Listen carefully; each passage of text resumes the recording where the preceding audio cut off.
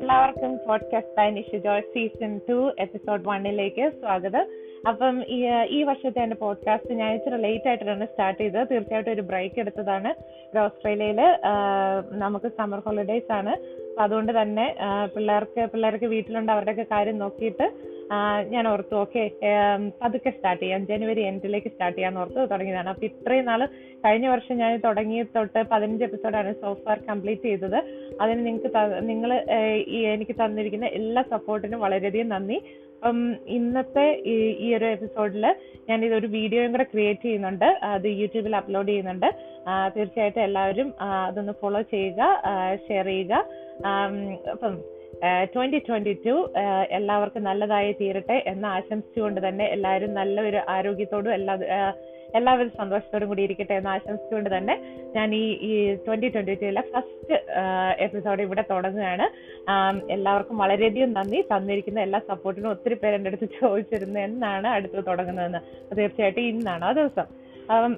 എനിക്ക് മെയിൻ ആയിട്ട് ഞാൻ ഫോക്കസ് ചെയ്യുന്നത് ഇന്നത്തെ ഈ ഒരു ടോപ്പിൽ ഹെൽത്തിനെ പറ്റിയാണ്. ഹെൽത്ത് റിലേറ്റഡ് ടോപ്പിക്സ് ഇടയ്ക്കിടയ്ക്കൊക്കെ എൻ്റെ പോഡ്കാസ്റ്റിൽ കൊണ്ടുവരണം എന്ന് ഓർത്തുകൊണ്ടാണ് ഞാൻ ഇരിക്കുന്നത്. എനിക്ക് എൻ്റെ ഒരു ഫ്രണ്ട് ക്ലബ് ഹൗസ് എന്ന് പറയുന്ന ഒരു മീഡിയയിൽ എൻ്റെ ഒരു ഫ്രണ്ട് സിമി എന്ന് പറഞ്ഞ പുള്ളിയാണ് ഈ ഒരു ഐഡിയ തന്നത്. റെഗുലർ ഹെൽത്ത് ചെക്കപ്പ് എന്നുള്ള ആ ഒരു ഇത് നമ്മളുടെ ടോക്കിൽ കൊണ്ടുവന്നാൽ തന്നെ ഒരു അവയർനെസ് ക്രിയേറ്റ് ചെയ്യാൻ പറ്റും. കാരണം പലരും മടിക്കുന്ന ഒരു കാര്യമാണ്. ഒരു ഏജ്, നമ്മളൊരു ഏജ് ലെവൽ, ഇപ്പൊ ഏത് ഏജ് ലെവലാണെന്ന് നോക്കേണ്ട കാര്യമില്ല. പക്ഷെ നമുക്ക് അൺയൂഷ്വൽ ആയിട്ട് എന്തെങ്കിലും നമ്മളുടെ ഡേ ടു ഡേ ലൈഫിൽ നമ്മളുടെ ബോഡിയിൽ എന്തെങ്കിലും ചേഞ്ചസ് നമ്മൾ കാണുകയാണെന്നുണ്ടെങ്കിൽ തീർച്ചയായിട്ടും അതിനൊരു ഫോളോ അപ്പ് അല്ലെ കീപ്പ് ആൻ ഐ അതിലൊന്ന് വെക്കണമെന്നുള്ള ആ ഒരു പ്രത്യേക ഒരു സജഷൻ അത് തന്നെയാണ് ഈ ഒരു ടോപ്പിക്കിൽ ഞാൻ മെയിൻ ആയിട്ട് ഫോക്കസ് ചെയ്യുന്നത്. റെഗുലർ ഹെൽത്ത് ചെക്കപ്പ് എന്ന് പറയുമ്പോൾ തന്നെ നമുക്കിപ്പം ഒരു ഹെൽത്തി ആയിട്ടിരിക്കുന്ന ഒരു പേഴ്സൺ, അയാള് ലൈഫ് സ്റ്റൈല്, അയാൾ നല്ല രീതിയിൽ എക്സസൈസസും ഫുഡിലും എല്ലാത്തിലും നല്ല ബാലൻസ്ഡ് ആയിട്ട് പോകുന്ന ഒരു വ്യക്തി അയാളുടെ ലൈഫിൽ മെയിൻ ആയിട്ട് ഹെൽത്ത് റിലേറ്റഡ് ഇഷ്യൂസ് ഒക്കെ നമ്മൾ അധികം കാണാറില്ല. ചിലപ്പോൾ ഒരു കോമൺ കോൾഡോ അങ്ങനെയൊക്കെ ആയിരിക്കും തീർച്ചയായിട്ടും ഉണ്ടാവുന്നത്. പക്ഷേ നമ്മൾ ഈ ഒരു ഏജ് കഴിഞ്ഞ് കഴിയുമ്പോഴത്തേക്കും, പ്രത്യേകിച്ച് സ്ത്രീകളിലാണെന്നുണ്ടെങ്കിലും പുരുഷന്മാരിലാണെന്നുണ്ടെങ്കിലും, ഇതിന് പ്രത്യേകിച്ച് ജെൻഡർ ബേസ്ഡ് ആയിട്ട് നമ്മൾ പറയേണ്ട കാര്യമില്ല. നമ്മൾ ഏതൊരു വ്യക്തിയിൽ നിന്ന് പറഞ്ഞാൽ മതി. അത് ഏതൊരു വ്യക്തിയിലും ഈ ഒരു ഏജ് ഒരു 30 years ഒക്കെ ആകുമ്പോഴത്തേക്കും, ഇന്നത്തെ കാലത്ത് 30 എന്ന് പറയാൻ പറ്റില്ല, ഒരു 25 years തൊട്ട് നമ്മൾ റെഗുലറായിട്ട് എല്ലാ വർഷവും ഒരു ഹെൽത്ത് ചെക്കപ്പ് നടത്തണം. നമ്മുടെ ഒരു ലോക്കൽ ഡോക്ടറെ കണ്ട്, എവിടെയൊക്കെയാണെന്നുണ്ട് ഓസ്ട്രേലിയ, UK ഒക്കെ അങ്ങനെയുള്ള രാജ്യങ്ങളിലുള്ളവർക്കറിയാം, GPയുടെ അടുത്ത് ഉള്ള regular follow up, general practitioners ഉണ്ട് ലോക്കലായിട്ട്, അവരുടെ അടുത്ത് പോയി ഒരു ഫോളോ അപ്പ്, നമ്മുടെ ബ്ലഡ് ടെസ്റ്റ് ഒക്കെ അവർ ചെയ്യും. മെയിനായിട്ട് നമ്മുടെ ഹീമോഗ്ലോബിൻ, അയൺ, തൈറോയിഡ് ഫംഗ്ഷൻ, അതുപോലെ തന്നെ ലിവർ ഫംഗ്ഷൻ ടെസ്റ്റ്. പിന്നെ അവർ ചെയ്യുന്നതെന്ന് പറഞ്ഞു കഴിഞ്ഞാൽ കിഡ്നി ഫംഗ്ഷൻ ടെസ്റ്റ് ഞാൻ ഓൾറെഡി പറഞ്ഞെന്ന് തോന്നുന്നു. ഇങ്ങനെയുള്ള കുറച്ചിത്. പിന്നെ വൈറ്റമിൻ D ഡെഫിഷ്യൻസി, അതൊരു കോമൺ ആയിട്ട് കാണുന്ന ഒരു ഇഷ്യൂ ആണ്, എല്ലാവരിലും കാണുന്നതാണ്. പലരുടെയും ശരീരത്തിൽ ഉണ്ടാകുന്ന ഈ നീർക്കെട്ട്, ജോയിന്റ് പെയിന്, ഇതൊക്കെ ശരിക്കും വൈറ്റമിൻ ഡിയുടെ അഭാവം കൊണ്ടൊക്കെ ആയിരിക്കാം. അപ്പൊ അതൊക്കെ അൺഐഡന്റിഫൈ ആയിട്ട് പോകുന്നുണ്ട്. തീർച്ചയായിട്ടും ഈ വക കാര്യങ്ങളൊക്കെ പ്രോപ്പറായിട്ട് ഐഡന്റിഫൈ ചെയ്ത് അതിന് വേണ്ട രീതിയിൽ ഒരു മാനേജ്മെന്റ് ചെയ്യുകയാണെന്നുണ്ടെങ്കിൽ തന്നെ നമുക്ക് ഒരു വലിയ കുഴപ്പമില്ലാത്ത രീതിയിൽ ഒരു ലൈഫ് സ്റ്റൈൽ നമുക്ക് മുന്നോട്ട് കൊണ്ടുപോകാൻ പറ്റും. അപ്പം ഇന്ന് ഞാൻ മെയിൻ ആയിട്ട് അതാണ് ഇതിൻ്റെ അകത്ത് പറയാൻ പോകുന്നത്. നമ്മൾ അറ്റ്ലീസ്റ്റ് ഒരു മിനിമം ഒരു വർഷത്തിൽ ഒരിക്കലെങ്കിലും പോയി ഒരു ഡോക്ടറെ കണ്ട് ഈ ബേസിക് ആയിട്ടുള്ള കുറച്ച് റുട്ടീൻ ബ്ലഡ് ടെസ്റ്റ്, അങ്ങനെയുള്ള കാര്യങ്ങളൊക്കെ ചെയ്യണം. പലരും പറയുന്നുണ്ടായിരിക്കും ഇതൊക്കെ ഒരു ചെലവായിരിക്കും എന്നൊക്കെ പറയുമായിരിക്കും. പക്ഷെ എന്നിരുന്നാലും ഇത് നമ്മളുടെ ആരോഗ്യം അതിനൊരു നമുക്കൊരു വാർണിംഗ് സൈൻ കിട്ടാൻ വേണ്ടിയിട്ടാണ്. കാരണം ഇൻ കേസ് നമുക്ക് എന്തെങ്കിലും ചെറിയ ചെറിയ പ്രശ്നങ്ങളുണ്ട്, ആരോഗ്യപരമായ പ്രശ്നങ്ങളുണ്ട്, അവർക്കത് ആ ഒരു ടെസ്റ്റിൽ കൂടെയൊക്കെ ഐഡന്റിഫൈ ചെയ്യാൻ പറ്റും. അതുപോലെ തന്നെ സ്ത്രീകളിൽ ഒരു 25 വയസ്സ് കഴിയുമ്പോൾ, അല്ലെങ്കിൽ വേണ്ട ഒരു 28-30 വയസ്സൊക്കെ കഴിയുമ്പോൾ തൊട്ട് തന്നെ ഈ പാപ്സ്മിയർ എന്ന് പറയുന്ന ഒരു ടെസ്റ്റ് ഉണ്ട്. നമുക്കിങ്ങനെ എന്തെങ്കിലും സർവൈക്കൽ ആയിട്ടുള്ള ക്യാൻസർ അല്ലെങ്കിൽ അതുപോലെയുള്ള ഇഷ്യൂസ്, ഹെൽത്ത് റിലേറ്റഡ് ഇഷ്യൂസ് ഒക്കെ ഐഡന്റിഫൈ ചെയ്യാൻ ഇങ്ങനെയുള്ള ടെസ്റ്റുകൾ every 2 years കണ്ടക്ട് ചെയ്യുന്നത് നല്ലതാണ്. അതിനൊക്കെ ഒരു ഡോക്ടറുടെ ഉപദേശം തേടുക. തീർച്ചയായിട്ടും ഞാനിവിടെ ജസ്റ്റ് എനിക്കറിയാവുന്ന ഇൻഫർമേഷൻ പകർന്നു തരുന്നതേ ഉള്ളൂ. ഞാൻ ഒരിക്കലും ഒരു മെഡിക്കൽ അഡ്വൈസ് അല്ല ഇവിടെ തരുന്നത്. എനിക്കറിയാവുന്ന കാര്യങ്ങൾ നിങ്ങളുമായിട്ട് ഷെയർ ചെയ്യുന്നത്. കാരണം ഇത് മെയിൻലി നമ്മുടെ കമ്മ്യൂണിറ്റിയിൽ ഒരു അവയർനെസ് കൊടുക്കുക എന്നുള്ളതാണ് ഞാൻ ഈ ഒരു പോഡ്കാസ്റ്റ് കൊണ്ട് ഉദ്ദേശിച്ചിട്ടുള്ളത്. ആ ഒരു റെഗുലർ ഫോളോ അപ്പ് അല്ലെങ്കിൽ ആ ഹെൽത്ത് ചെക്കപ്പ് കൊണ്ടുള്ള ഗുണങ്ങൾ, അതുകൊണ്ട് നമുക്ക് നേരത്തെ തന്നെ കുറേ കാര്യങ്ങൾ ഐഡന്റിഫൈ ചെയ്യാൻ പറ്റും ഹെൽത്ത് റിലേറ്റഡ് ഇഷ്യൂ. ഇന്നത്തെ കാലത്ത് ഡയറ്റില് അതുപോലെ തന്നെ ലൈഫ് സ്റ്റൈലിലുള്ള ചേഞ്ചസ് കാരണമൊക്കെ ഒത്തിരി പേർക്ക് പുതിയ പുതിയ അസുഖങ്ങളൊക്കെ കണ്ടെത്തുന്നുണ്ട്.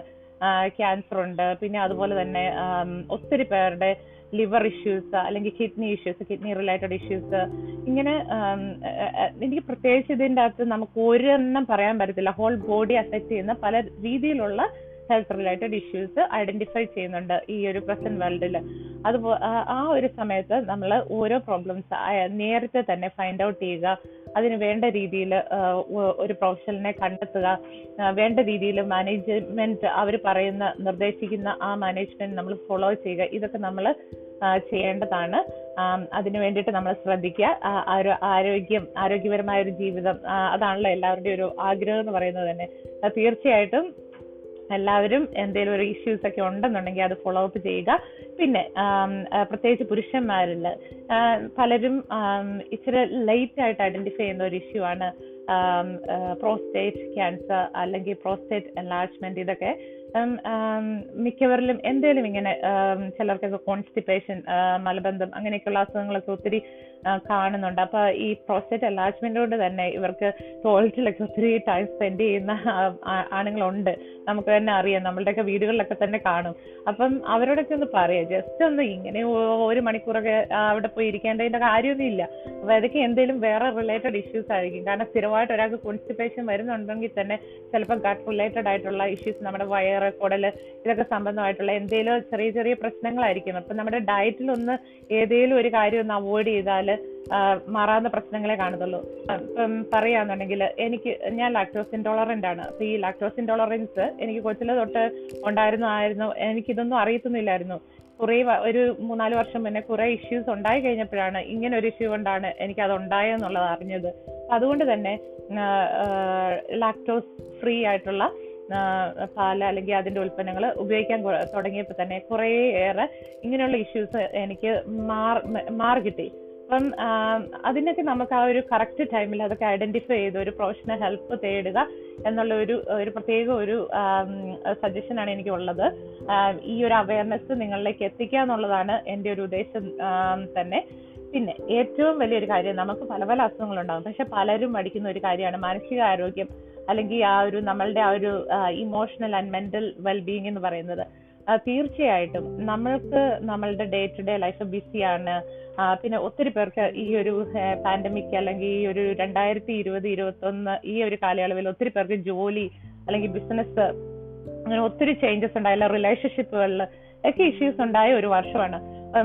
തീർച്ചയായിട്ടും ഇങ്ങനെയുള്ള ഇഷ്യൂസ് ഉണ്ടാകുമ്പോൾ നമ്മൾ ആ ഒരു ഡിപ്രസീവ് മൂഡിലേക്ക് പോകാനും അല്ലെങ്കിൽ ചിലർക്ക് ആങ്കർ ഇഷ്യൂസ് ഒക്കെ, കാരണം ആ ഒരു സിറ്റുവേഷനാണ് നമ്മൾ അതിലേക്ക് ശരിക്കും ഡൈവേർട്ട് ചെയ്തു പോകുന്നത്. നമ്മുടെ മനസ്സ് അറിയാതെ തന്നെ ഇങ്ങനെയൊക്കെ ആയി പോവുകയാണ്.